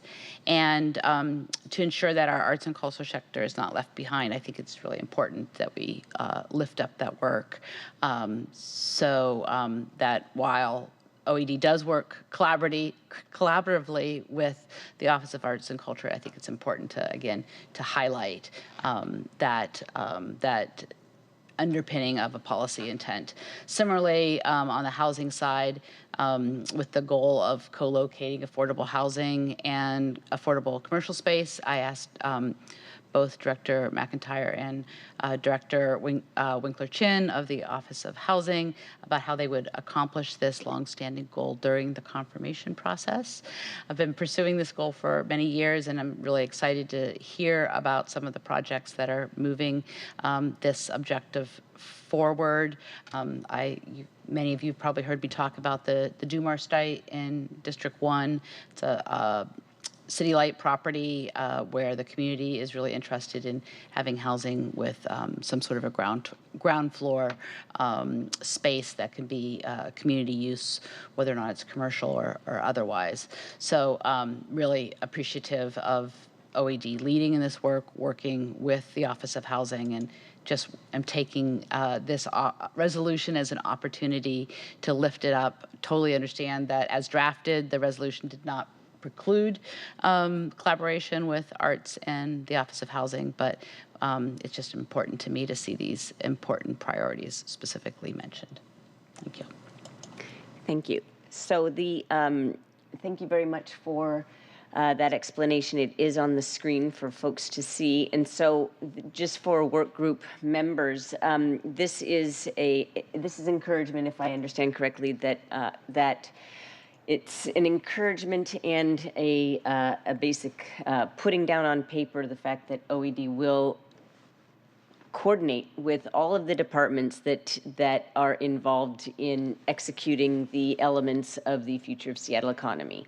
And so I recognize that even though the creative economy is not directly spelled out in the future of Seattle economy, it is likely that that obviously the steps that you will take, as you explained earlier in the meeting, will promote those businesses involved in that economy, and there will necessarily have to be coordination amongst departments. So I appreciate the added emphasis on that, because what frustrates people in community and small businesses to no end is the siloization of local government. And so thank you. All right. Yes? Did somebody? Okay. All right. With that, will the clerk please call, if there are no other questions on the amendment, will the clerk please call the roll on the amendment? Council President Juarez? Aye. Councilmember Herbold? Yes. Chair Nelson? Aye. 3 in favor, 0 opposed. Excellent. Thank you very much. The motion carries, and this will we now have the base legislation before us. Are there any other questions for discussion? All right. Seeing none, will the clerk please call the roll on Resolution 32099? Council President Juarez? Aye. Councilmember Herbold? Yes. Chair Nelson? Aye. 3 in favor, 0 opposed. Thank you very much, everybody. The motion carries, and the resolution is going to be recommended for passage before full council on Tuesday. Council President willing. So, let's move on to the final agenda item. Thank you very much for your support for this resolution, and for everybody that came to talk with OED for being here today. While the next item is being teed up, could the clerk please read it into the record? Agenda item number 8, presentation of report on Seattle City Light 2022 financial audit for briefing and discussion.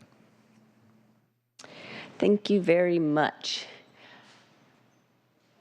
When one hears audit, one gets worried, but this is an annual independent financial audit of City Light, which is required. And so go ahead with your presentation. Thank you, Chair Nelson. Thank you, council members. Good morning. My name is Mike Haynes. I'm the interim general manager for Seattle City Light. As tough an act to follow as that OED presentation has been, I think we're here to present some good news on the financial framework for Seattle City Light, and we have our independent auditor online as well to do the presentation. I'll hand it off to Natalie to do some intros. Hi, Natalie Hayashi, Seattle City Light Controller and Accounting Director. Good morning. I'm Julie Levin, General Accounting Manager. Thank you very much. When you speak, can you bring your microphone a little bit closer? Thank you very much. Go on. Baker Tilly, our independent auditor, our partner is Aaron Worthman, and he will be presenting the findings, the status of our 2022 financial audit. Sounds great. Thank you, Natalie. Again, my name is Aaron Worthman. I'm the lead audit partner on Seattle City Lights Audit, and I'm pleased to present the fiscal year 2022 financial audit. First thing I want to do is go through an audit overview, give you some background as to what an audit entails. I want to discuss some main areas of audit focus, go through our required internal control communication, and then go through the required communication with you charged as governance, and then open up to any questions you might have. Next slide. So if we take a step back and look at the audit this year, I'd say this year's audit went very well. Just to give you some perspective, our firm spends about 1,250 hours of effort conducting the audit. So that would be going through the audit process and then taking a look at your financial statements. Now, even though we spend about 1,200 hours on the audit, your management team, although they may not spend that much, they spend a considerable amount of time preparing for the audit and answering our questions. And we thought they did a great job this year. Everyone was well prepared and answered our questions timely. Our firm conducts 4 weeks of field work, which were conducted in combination on site and remotely. So we conducted 1 week of preliminary field work on site and 3 weeks of final remotely. The last date of our field work was April 7th. And one thing to note as part of this audit process, we had no adjusting journal entries, which is good. And I'll touch on that a little bit in a little bit. If we were to look at this year's audit, I'd say it was a pretty normal year. The only difference this year was there was new accounting guidance relative to leases. That guidance came out, probably 4 or 5 years ago. So I'd say really over the last 2 years, your management team, along with Baker Tilly, have taken a look at the processes that your management team has for not only identifying leases, but recording leases. So that's really the one change that you had in this year's financial audit, and you'll note that in your audit report. Next slide, please. So our audit was performed in accordance with generally accepted auditing standards. Those are the standards that we're required to follow as your audit firm. In addition to that, we also audit you in compliance with government auditing standards. Those are additional standards relative to our team's continuing professional education, the supervision of my audit team, our independence, not only for Baker Tilly, but the individuals on the audit, the quality control of the audit, and due care. Our audit objective is to obtain reasonable assurance that your financial statements are free from material misstatement. At the end of this year's audit, your financial statements have received an unmodified opinion, which is also known as a clean opinion, which is the highest level of assurance that we can provide as your audit firm. Next slide. So if we were to take a look at the audit, I'd say roughly 30% of what we do has to do with internal controls. So what we'll do is we'll go out and we will map and take a look at all your major processes, whether it be fixed assets, revenues, disbursements. We'll map those processes. We'll then identify the key controls, and then we'll test those key controls for effectiveness. One thing of note, we spend a significant amount of time looking at your information technology controls. So much so, in fact, we have a certified information systems auditor as part of our audit team. But that's about 30% of what we do. 40% of what we do then are the substantive tests. That's the nuts and bolts of our audit, if you will. That would be taking a look at your fixed asset additions, confirming all those items with source documents, confirming your cash and investment balances, confirming the fair value of those investments. That's about 40% of what we do. And the remaining 30% has to do with taking a look at your financial report and then planning of our audit engagement. But what I've done here is I've outlined some of the major areas of audit focus. Not surprisingly, one would be information technology, which I had talked about, your capital assets. If you look at your balance sheet, I'd say capital assets make up a majority of your balance sheet. So we spend a significant amount of time taking a look at those capital assets. Regulatory accounting, environmental liabilities, and I'll touch on that in a little bit when I talk about significant estimates. Leases, there was the implementation of the new leases standards, so we spent some time there. Expenditures and payables, and then lastly, financial reporting. Next slide. So I'd mentioned earlier that we provide an audit or opinion on your financial statements. One thing I wanted to clear up though is we do not provide an opinion on internal control. However, if we find significant breakdowns in internal control that we deem to be material or significant, we would be required to communicate those to you as governance. So what happens with internal controls, when we identify internal controls, the profession requires us to categorize those in area of severity, the most severe of which would be a material weakness. And it's any breakdown or lack of controls that would lead to more than a reasonable possibility that your financial statements could be materially misstated because of that breakdown. And we did not identify any material weaknesses. The next categorization down, which is less severe than a material weakness, is called a significant deficiency. And that definition is it's large enough or it's a big enough deficiency that it would warrant your attention as governance. And we did not have any significant deficiencies. Now, I will say, as part of any audit, whether it be your utility or some of your peer utilities, we will often have minor control deficiencies or what we call industry best practices. When we identify those items, we will discuss those with management. Management then will cure those deficiencies, And then our subsequent audit, we will go back and look to see the progress they made on these minor control deficiencies. But the important thing to note is relative to this year's audit, Seattle City Light did not have any material weaknesses or significant deficiencies, which is a great job by management. Next slide. So one of the deliverables you had received is what we call our audit communication or our audit results letter. I just wanted to touch on some of those highlights. One is refers to your significant accounting policies, which are within note 1 to your financial statements. If you haven't taken a look at those before, I'd urge you to do so. An example of this would be your capitalization policy. So what we do as auditors is we make sure that your policy complies with GAAP, which is generally accepted accounting principles. And not only that your policy complies with it, but that you're following it. Oftentimes governing bodies will ask me, Aaron, when we take a look at these financials, what are the limitations of the, what should we really take a close look at? And I'll say the limitations of these statements or items for your attention would have to do anything with an estimate. So as auditors, we're required to point out to you any significant accounting estimate within your financial statements. And those estimates within your statements, not surprisingly, are your net pension liability, your self-insurance claims, your allowance for doubtful accounts relative to your accounts receivable, your net other post-employment benefit liability, your unbilled revenues, and then your environmental remediation liabilities. So just know when you take a look at those statements, that's those specific items, they're significant estimates, and you could see some changes year to year. For instance, when you look at your net pension liability, you'll see some significant fluctuations relative to how the market performs. Next slide. If we had any significant difficulties, we would be required to disclose those, and we did not have any difficulties in performing this year's audit. If we had any uncorrected misstatements, we would be required to communicate those. And you'll see attached to that audit results letter, we have what we called our waived adjusting journal entries. Those are adjustments to your financial statements that are considered insignificant and not material. So management has chosen not to post those into your financial records.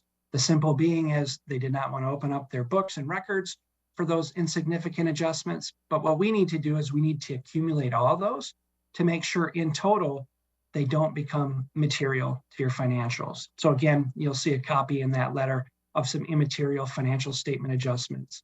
And those adjustments were determined and found by your management team. Next slide. If we had any disagreements with management or any significant findings or issues, we'd be required to disclose those to you. Just now, if at any point in the audit process we had a significant finding or a significant issue, this would not be the first time you would be hearing about that. I would reach out to the governance chair to have those discussions on a timely basis. The last thing we want to have, or the last thing I would want to have if I'm in your shoes, is a surprise as you come into this audit presentation. So no disagreements or significant findings as part of the audit process. Next slide. If we had any material corrected misstatements or journal entries that we found as part of the audit process, we would be required to communicate those to you, and we did not identify any material adjusting journal entries as part of this year's audit. Next slide. Attached to that audit communication results letter, we have a letter from management that's called our management representations. If you haven't seen this before, I'd urge you to take a look. What it is it a list? It's a list of all the representations that your management team makes relative to the audit process and to your financial statements. It'll touch on items such as internal control, new accounting pronouncements, fraud, related party transactions, things like that. But again, if you haven't, I'd urge you to take a look at that to see what types of representations your team makes as part of the audit process. Next slide. If your team consulted with any other accounting firms or accountants relative to accounting policies, we would be required to be notified of those communications, and we were not notified of any communications taking place in this past year. Next slide, please. Now, one item that often gets discussed is auditor independence. So our firm and every individual on our team is required to be independent in relative to your organization. And I'm here to say that our firm and every individual is independent in fact and appearance. Next slide. And then lastly, we want to thank everyone for their help. As I said before, your team spends a significant amount of time not only preparing financial statements, but preparing all the books and records for us to audit and answer our questions and answer them timely. So a huge thank you to Kirsty, Natalie, Julia, Barry, and the rest of the City Lights accounting team. Again, we thought this was a very good audit. I think part of what helps or part of what aids in having a good audit is conducting a year-round audit, having a proactive audit relationship in that when management has questions, they reach out right away to have those discussions. When we have new accounting pronouncements, such as leases, your team will work on that a year or two before it's actually due to be implemented. So we can vet any questions at that time. We can also share industry best practices with your peer organizations. So when it gets time for the audit, it's a pretty seamless process. So again, a great job by everyone. And with that, I'll open it up to any questions anyone has. Thank you, Aaron. So it sounds like we got a grade of very good. And I don't know if that is an official designation, but I'll just take it as above average, at least. So why do we have to do this? I think that let's step back, because when you say 1,200 hours, is this a requirement of publicly owned utilities? It is. So since you have revenue bonds and you have debt within your Seattle City Light, one of those requirements of having that debt is you're required to have an annual audit under the requirements that I had just read earlier. So this is an annual requirement that you will have indefinitely as long as you have outstanding debt. And also for an organization of your size, even if you didn't have debt, it would be definitely something that you'd want to have conducted. And in fact, as part of the state would probably require you to have that audit conducted as well. So on an annual basis, you can look forward to going through this process. Thank you for answering that for folks that might not understand that. And what section of this audit do the questions that you met with me to ask? Because I will have to say that, he is required, and the audit requires that the people in the governing body are questioned. Sure. So there's a standard, it's called Statement on Auditing Standards 99 was when it was implemented, and that came effect about, it had to be maybe 10 years or so ago. But what it really did is it set rules, or I guess direction, relative to fraud and fraud risks. And part of that is we're required to reach out to various individuals throughout the organization to get their thoughts in the planning process of the audit relative to internal controls, fraud, and fraud risks. Some of those required interviews would be with you, the chair, as governance. We also are required to reach out to individuals for management, and then reach out to miscellaneous individuals throughout the organization. The hope is what we then do is we take that information. If we find or hear of any fraud or any control breakdowns, we then use that, incorporate those items in our audit plan, and test accordingly. Very much. Do my colleagues, or would any of you at the table from City Light care to make any comments or questions? No comments. This was the audit went really well. We really appreciate Baker Tilly's partnership. They're a great audit firm to work with. The City Light accounting team, the entire team did a great job supporting the audit, fulfilling PBCs prepared by client schedules timely and accurately. Clean audit, good financial results, strong financial results as well. That's about it, which is good. Right. Yeah, Chair Nelson, I would just add that it's a pleasure to work with the talented team and two of the smart people here at the table with me today. I'm just super proud as a representative here, so I just want to thank them. And this is really important when we talk about government accountability and stewardship of public resources. I've mentioned this already today. Thank you very much for your professionalism. And what I'm hearing is that for another year, City Light is in good position. And I do want to recognize that year over year, this has been the case. And so this is This is testament to your leadership, Mike, and this is a good opportunity to thank Deborah Smith, who has transitioned away from City Light, and there is a search for a new general manager going on right now. But much appreciation and credit goes to her leadership as well. So thank you so much for another great year of results. I know that behind this presentation is a lot of work on your behalf and constant diligence to make sure that you're doing right by the public and by the utility itself. So Thank you. thank you very much, and thank you, Mr. Worthman, for yet another thorough and well-explained audit. Thank you. Appreciate the opportunity. Okay, if there aren't any other questions about this agenda item, we will, you'll probably be back next year at about this time to talk about the previous year's audit as well. So this concludes the agenda for the July 26th meeting of the Economic Development, Technology, and City Light Committee. Our next committee is scheduled for Wednesday, August 9th, 2023 at 9:30 a.m.